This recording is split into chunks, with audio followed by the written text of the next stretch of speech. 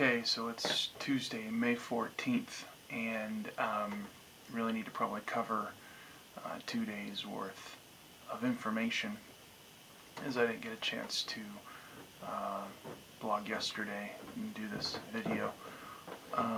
Just trying to think, like, as things just come to my mind, and I feel like I need to recall things. It's all kind of scattered now, as the days that we've been here in South Africa have really all run together a lot because he's kept us pretty busy, being in different villages and overnight and church services for long periods of time, and then visiting 2 different villages in 2 days, and really just driving through a bunch of villages. So it's all starting to run together for me.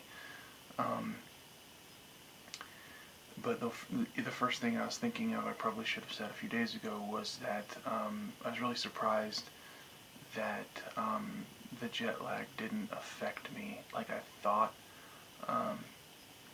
Not having ever experienced jet lag, I wasn't sure what to expect, but everybody told me it was kind of brutal. Even Kelly said that by day 4, which would have been yesterday, we should feel it, and really it didn't at all. Of course I was tired the first day we got here because of all the travel and stuff, but I felt like I got on schedule really fast with South Africa time. And I think a big part of that is because we intentionally changed our schedules as best we could while we were flying. We stayed awake overnight from Denver to New York, and that wasn't really that hard because of all the adrenaline flowing and all the excitement. But yeah, so that wasn't that difficult. And then slept just a little bit on the flight from Denver to Johannesburg. We tried to start getting on schedule then, or New York to Johannesburg. We started getting on schedule, and I didn't get a whole lot of sleep on that plane, but whatever happened, it helped me to switch over, and I was nervous yesterday that I might hit a wall, but it didn't have any effects of jet lag, and we're on like day 6 of the total trip, I think, day 6 or day 7, and I haven't really felt anything as far as jet lag goes, so that was good. That's something to remember in the future, is do your best to try to get on African time, South African time, while you're traveling. Who knows what'll happen on the way back on the airplane, and jet lag on the way home, but after I get home. But either way, I'm very excited that we didn't feel any of the effects of jet lag. Haven't drank any water. Really tried to steer clear of anything dangerous like that, and haven't had any kind of sickness. Kelly's been really good about even giving us American food. Tonight we had steak and potatoes and broccoli, and he's given us desserts a couple of different nights now, which has been really cool. It's been a real blessing to know that the food shouldn't be an issue. Even when we were in the village, they served us duck and some other side dishes, potatoes and corn. The corn wasn't great. It was actually pretty bad because it was dried corn on the cob. But the potatoes were good. The duck was really good, and so we've actually ate pretty well since we've been here. There seems to be KFC seems to have a corner on the market in this country, and so they're kind of everywhere in the cities. So it's not hard to find. We had actually KFC for lunch today, and went out to a huge waterfall and just overlooked the waterfall and this big old gorge, and it was beautiful. And we had lunch there. But trying to think of how yesterday went. Justin he taught in the Bible college for 2 hours yesterday. Went to their chapel in the morning at 8 o'clock for the students, and they had one of the students give a testimony or a little challenge for, I don't know, I guess the whole chapel was probably about 45 minutes. Another interesting experience as the students teach, and one of them translates, and and they just kind of share from their heart. Sometimes it's scattered, sometimes it doesn't make a lot of sense because the translators aren't the greatest, but it is encouraging to see those students. There's only about 21 of them, but to see their heart for the Lord and their heart to worship and pray, and they use that time to worship and pray during the chapel. And about 9 o'clock is when the Bible college session starts, and all of the students are in the same class. They're on a 2-year track program where they cover one set of curriculum in 1 year, and the next year they do a different set of curriculum, and one doesn't build upon the other one. So students can come in and jump right in, and you don't have to get the same information twice or 2 years in a row or anything like that. So it allows them to keep moving forward and rotate curriculum every 2 years. So it worked really well. But anyways, yeah, Justin spoke yesterday. Did a really good job with Nehemiah. I think he taught through 3 chapters of Nehemiah. The students responded really well. I think it was really encouraged by that. And after that, we drove up into a village about, seemed like 2.5 hours away. We rode in the back of Kelly's Bucky, his truck, and he has a rack on the top of it where he's got some cross braces welded in, and so you can stand and hold yourself. And so we stood the whole time and got beat up pretty good around my sides and my hips and my back, and I think Keith got bruised up a little bit. But yeah, it was an interesting ride because we'd never driven in a truck that long, standing that long, but we could sit. But it was just really good as tourists to be able to see the countryside and all the villages and all the beautiful rolling hills and even the mountains in some places. So South Africa is actually surprisingly beautiful. It reminds me much of the foothills in Boise, where they're kind of dry. The grass here is much taller, but it's dry in the winter, and they're not huge mountains like in Colorado, but they're definitely big rolling hills and small mountains. And the drive that we took yesterday was up into a village to meet a man who was a pastor of one of the churches that Kelly planted, and he had just, I don't know how long ago, but had some sin in his life and basically squandered his ministry and lost his family and his kids, and really kind of a sad situation. And Kelly went up there, drove 2.5, maybe 3 hours, probably closer to 2.5, but drove all the way up there to meet this young man who was a pastor that wanted to reconcile. And so we drove up there with him just to see the country. We got to see the Indian Ocean on the way up. It's not too far. Where we're at is actually not that far from the coast, and so we got to see the ocean off in the distance. We should get to go to the ocean tomorrow, or I'm sorry, on Thursday or Friday, and see it and go to the beach and stuff. But yeah, yesterday we went up to this village, and we got there, and I got out of the back of the truck, and this young man's name was Lucas, and I think he's probably in his, I say young man, he looked really young, but he was probably, I think Kelly said he was in his maybe mid-late 30s, but he looked like he was in his early 20s. And so I got out of the truck, and we all got out, and we'd just been on a long drive, and on the way, we're actually just experiencing new things about the culture and about Kelly's take on the culture here, and his what he perceives his role is as a missionary. He's very determined that his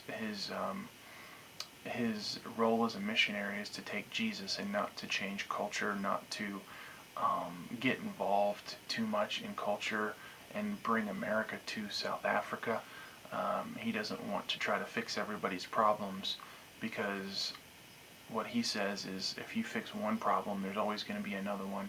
And for instance, we came across a young man and a young woman who were probably in their late teens, maybe early 20s, and it looked like they were kind of having a little battle, a tug of war over something that she had, and we weren't really sure what was going on, but we pulled up next to them, and they both had smiles on their faces, and Lawrence is the church planner, and he was in the back of the truck with us, and as we drove off, Lawrence said that man was robbing her, and we just let it happen. We didn't know, but even if he was robbing her, I think Kelly has his approach to this is, if I try to beat up everybody that robs somebody or everybody that beats a woman, there's always going to be somebody else to pick a fight with. And so, as harsh as that might sound, it actually makes a lot of sense when he explains it. And basically what he says is the answer is not to fight everybody that sins and everybody that does wrong, but the answer is to give them Jesus. And he is very clear in his mission to take Jesus. And so that was one of the things that stuck out to me on the drive, is we really learned that we're not in South Africa to fix South Africa. We're not in South Africa to bring change to the culture and to bring change to the government. We're not there to tell them that their ways are wrong or how they can do things better. He's simply there, and he wants that ministry to be all about raising up disciples of Christ, leading people to Christ. And I actually really appreciate that, as hard as it is to drive away from some sort of sin that's being committed against another person.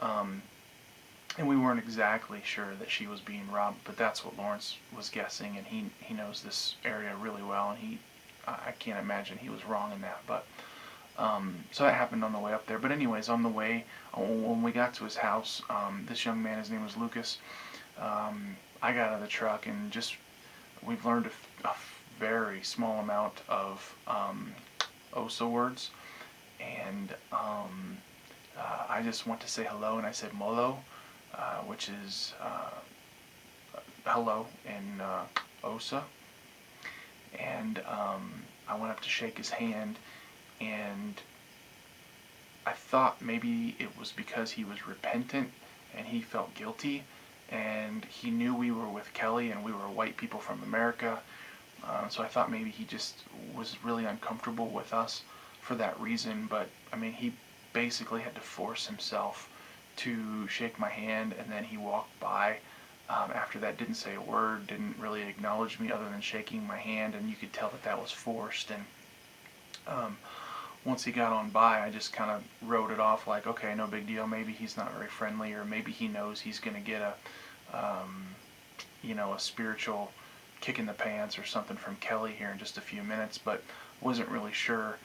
And turns out that this man has literal demons in him, from what Kelly and Lawrence say. And they spent probably a couple hours, probably close to 2 hours, praying with him and talking with him. Kelly spent most of the time with them, praying and talking with him and trying to reconcile him. And it became clear at the end of his conversation, like Kelly had with him, that this man literally had demons, and he said that his voice was changing in the midst of conversation, and it was obvious that he had some demons that needed to be brought out. And Kelly said that he said his words are, he has experience in exorcising demons, but he's not good at it. And Lawrence has got a lot of experience and a lot of training, if you will, in that. And so when we came back, Lawrence went in. We left the house, and Kelly didn't want us staying at the house when that was happening, because he felt like we weren't prepared for it, and it's real spiritual battle, and you don't take that lightly, and that's something that we don't see in America, or if we do, we just take it for granted.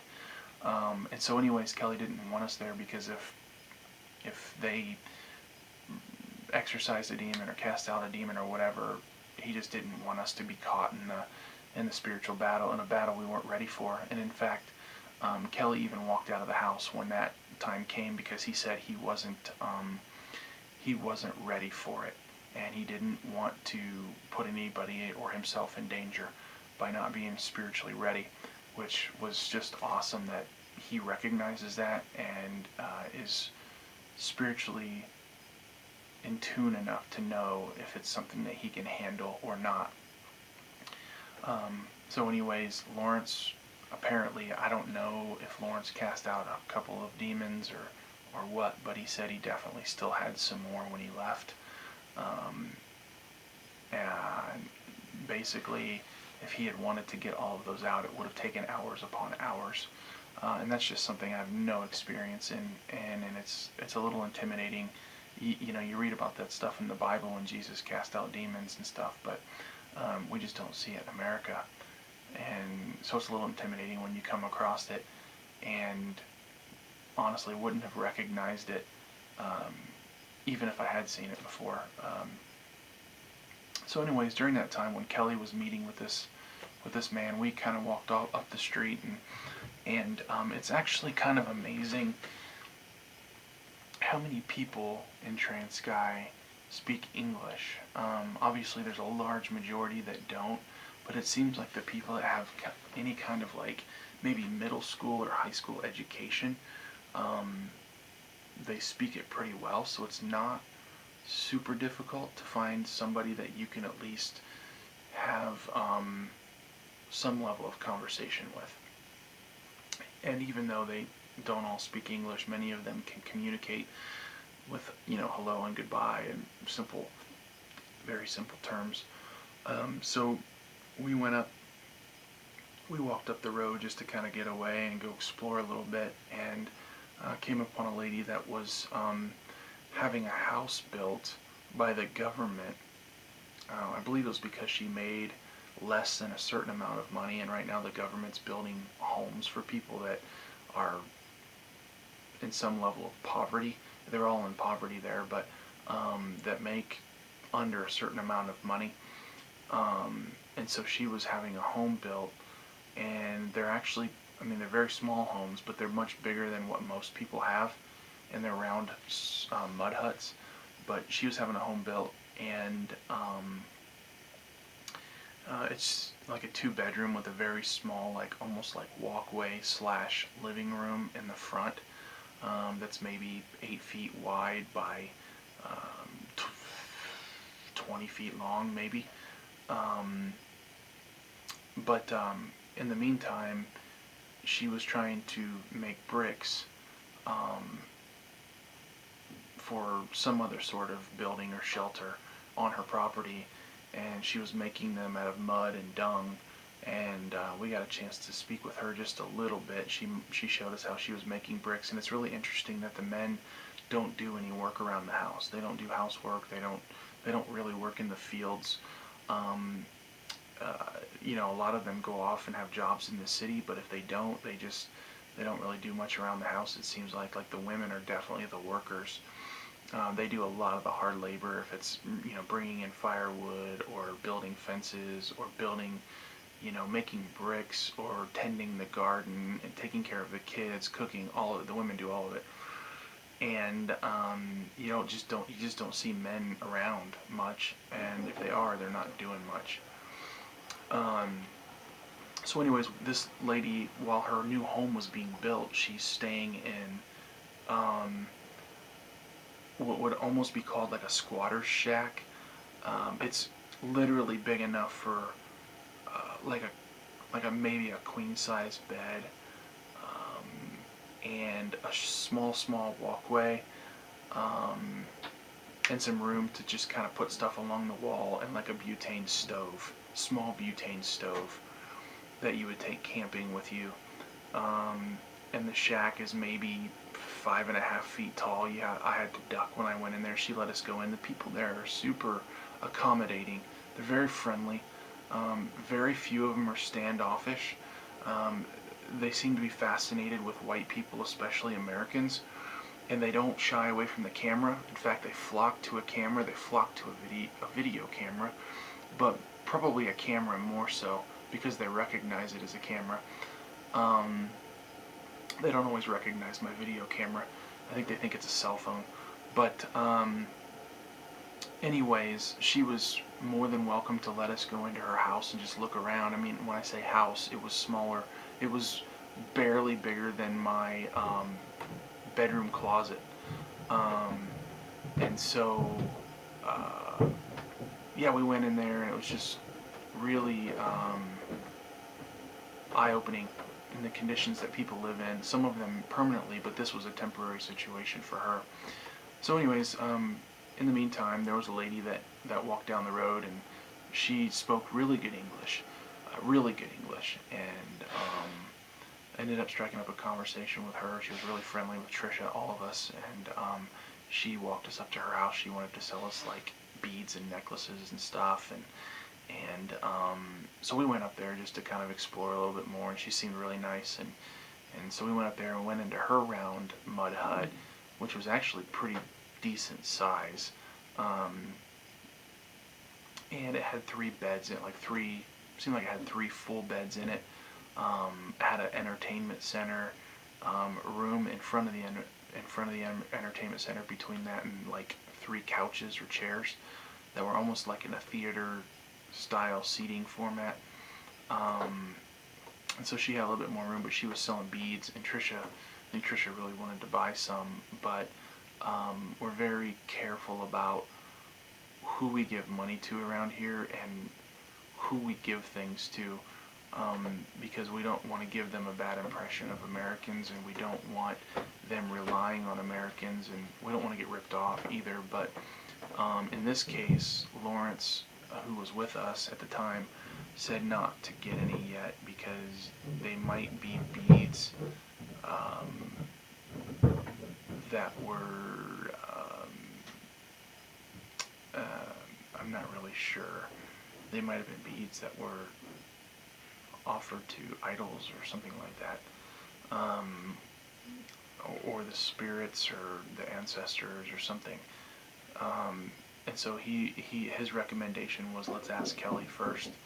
And we've really done our best to get Kelly's approval on a lot of things, because we want to make sure that we don't come in and do something stupid or culturally wrong, or cause them to have a mindset toward white people or Americans that they don't need to have, such as giving candy to children. If we give candy to kids, they're going to all of a sudden think every time they see a white person that they're just going to give them candy. So, we haven't done any of those things because we don't want to give them handouts and cause them to be dependent, or introduce something to their culture that they don't need. So anyways, didn't buy any of those beads, but she took us around her property. She had a decent sized property, and had some fruit trees, had a banana tree and a guava tree, and we got some guava from her and had a really good conversation. And it turned out that Justin asked her at the end of our conversation, do you know Jesus? And she said, oh yes, I'm a Christian. And she kind of told us about her beliefs, and it seemed like she was right on. She was saying all the right things, and she showed us where her church was, just up the hill, and so it was kind of cool. If in fact she was a Christian, it was kind of cool to be able to meet a sister in Christ that wasn't affiliated with any of Kelly's churches. And so we talked with her for a while, and she walked us back, and the schools were letting out at the same time, and there were just droves of teenagers coming from their secondary school down the road, and I mean there's dozens and dozens of them. They just walk in the middle of the road. They're all over the place, and the cars speed by, and kids get out of the way. It's really kind of scary and dangerous, but it seems to work out. But anyways, yeah, so that was kind of the trip up there and the purpose for the trip. And we got to see a lot of, once again, more native people, village people that just live off the land. They really literally have nothing other than the land underneath them and what they can do with it, and the roofs over their heads. And it's really quite amazing that when you look at them, you feel for them that they don't have more, but you also realize they don't need it. Like, they don't know what they're missing, and for us to bring America to them would probably ruin them. And that's been really eye-opening for me, because they don't need fast food, and they don't need cars, and they don't need nicer clothes, and they don't need technology. Many of them have cell phones, even up in the villages. They have really good reception, but other than that, they don't have much. They don't need bigger houses, and they don't need tractors. They just make do with what they have, and it works. And if we came in and tried to change that, it would completely throw off their culture and probably ruin them. So that's really pretty eye-opening when you finally realize that they don't need more America. They need Jesus. And just saw some witch doctors, gave a few people rides. All kinds of people are walking along the streets, and Kelly's comfortable picking some of them up if they need a ride to a certain place. And it's kind of a accepted thing. Like, if you see a couple of ladies walking down the road and they're going the direction you're going, you stop and see if they want to get in. Everybody trusts everybody. They didn't hesitate to get into a truck full of white people. And so they get in, and we try to talk to them as much as we could. Many of them we couldn't, but we're more than glad to serve them, and that's just a part of how their transportation is. They're used to getting into vehicles with people they don't know, and there's a lot of like minivan taxis and truck taxis, and they stuff those things completely full like sardines. Like, there might be 15 people in the back of a truck, and they just move them from village to village, and if they can't get in a taxi, they walk until they can find a ride, and if they don't find a ride, they just walk. And so it's really quite interesting how far some of them walk too. So that was yesterday, and we got back, and I think everybody felt really good about the day and what we saw, and we kind of just cut loose with Kelly a little bit last night and had some really good conversation. I felt like for the first time he really let his guard down with us. He was in a really good mood, and you could tell he was just feeling comfortable around us, and I've kind of been waiting for that.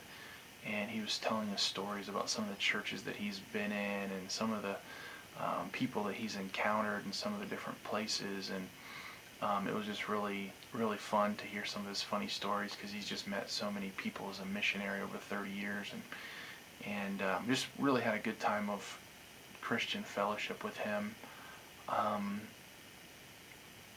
So yeah, that was last night, and yeah, just came back and studied a little bit and prayed a little bit and gave Tuesday to the Lord and prayed that God would use me.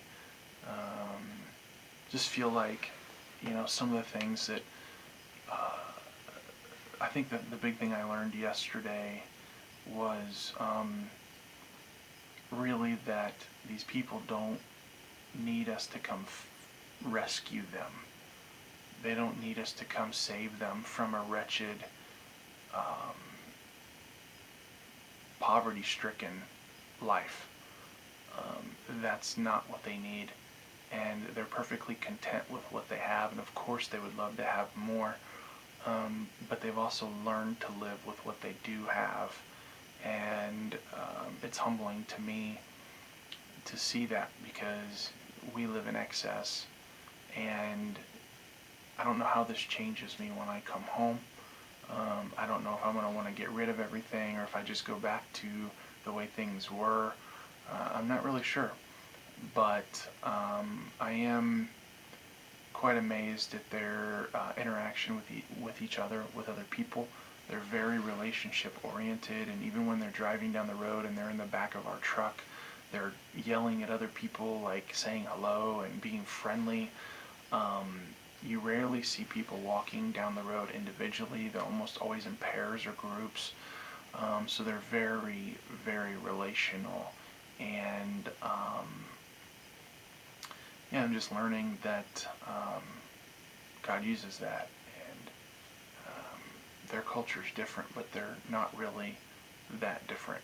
They're still driven by the same things, and they still can get caught up in sin in the same ways, and they still I'm sure they covet things and they want more and they want bigger. Um, but on the flip side, they still love to laugh and they love to be around people, and they're hard workers. Um, and yeah, they just try to enjoy life from what I can see.